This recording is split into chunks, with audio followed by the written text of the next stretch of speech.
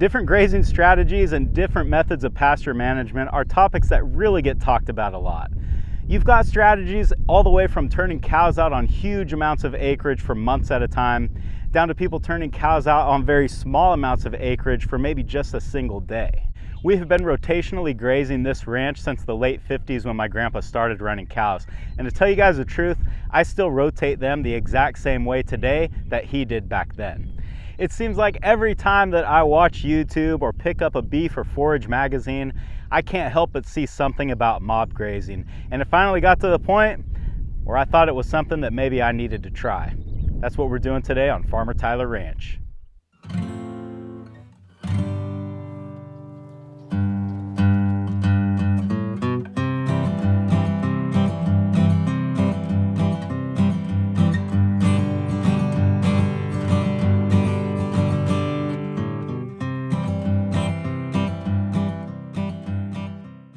Mob grazing in a nutshell is just running a really high stocking rate for a very short period of time. This ranch is divided into 3 pastures, and traditionally we would graze this 12-acre pasture for 7 days and then give it 7 days to rest. The middle pasture, which is about 8 acres, would get grazed for 4 days and get 10 days to rest. And the front pasture, the smallest at 6 acres, would get grazed for 3 days and get 11 days to rest. In my new mob grazing model, I'm going to cut this back pasture into 3 separate pastures, therefore decreasing the amount of time that the cows are on any given spot in the pasture and increasing the amount of time that the pasture has to recover. The middle pasture will get cut in half with the same goals in mind, and the front pasture, since it's only a 3-day graze at this point, for now at least, we're just going to leave that one alone.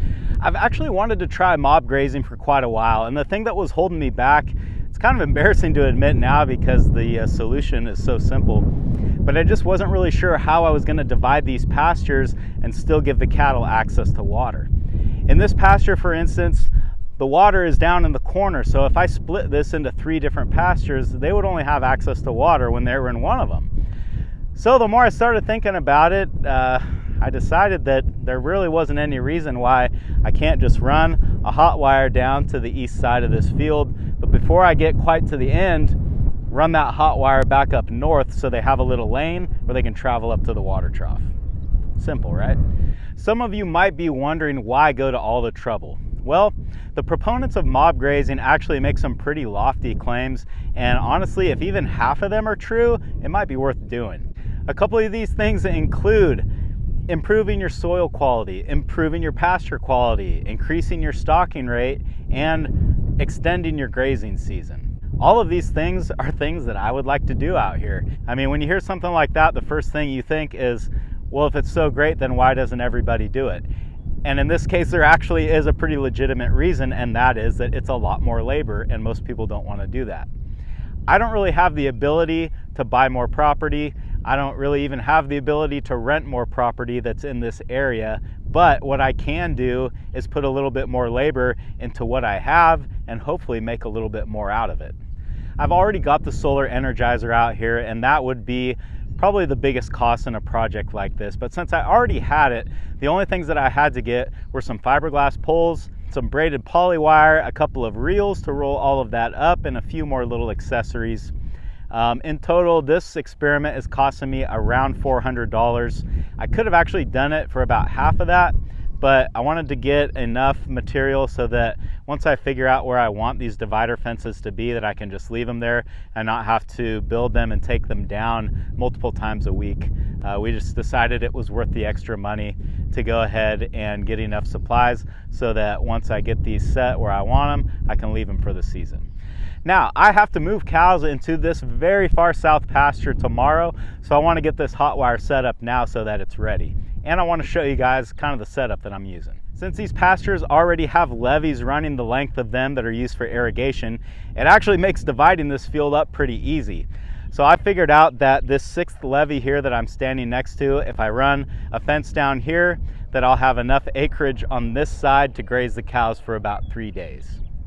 Now, I know the lighting here is terrible and you probably can't even see my face right now, but what I'm trying to show you over here is that we're going to tie the hot wire off on this west fence here, and then I've got some clips where I can just clip the hot wire to the current active hot wire that's on the fence.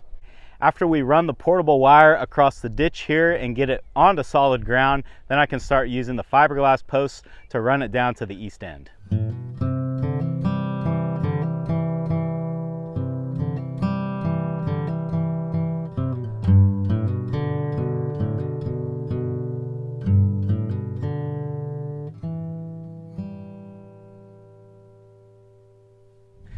I decided to go ahead and spend the money on one of these reels, and I've actually ordered a couple more since, just because I really like the way this works. And the best thing about it is that I can just start at this end of the field, sort of hold this roll out the door of the side by side and drive all the way to the other end, and this wire will just spool itself right out.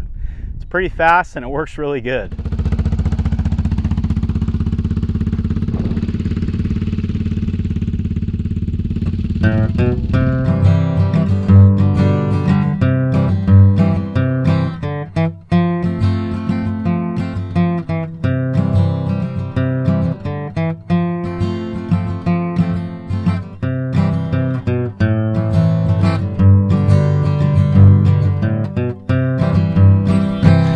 I got all this wire spooled out, and wouldn't you know it, I left my camera with the microphone at the whole other end of the field, so hopefully the GoPro microphone is working all right.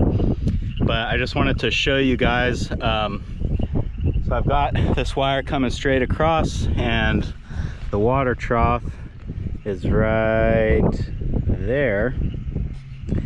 So right now I've got this wire going diagonally up that way, because the gate for them to get in here is right there.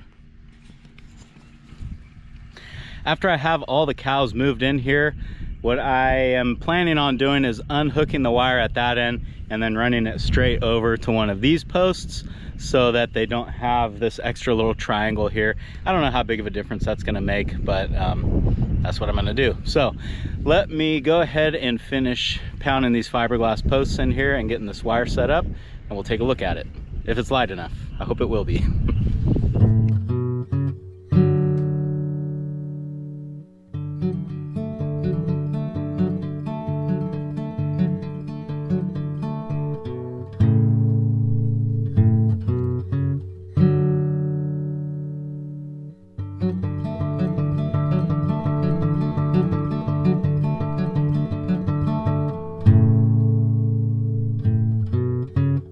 Well, we got her finished now. It's starting to get dark. I don't know how well you guys are going to be able to see me. Seems like I've been doing this a lot lately, just working a little bit too late. But had to get this finished, and we did. So let me show you kind of how this fence is put together. All this is just these fiberglass poles spaced maybe 40-50 feet apart in a single strand of hot wire.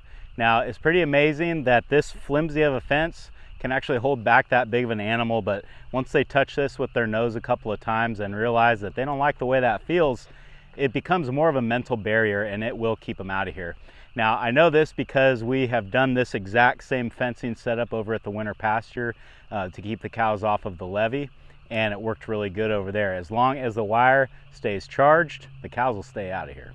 All right, it is getting too dark out here to film, so I'm gonna have to turn on some of my studio lighting, I think.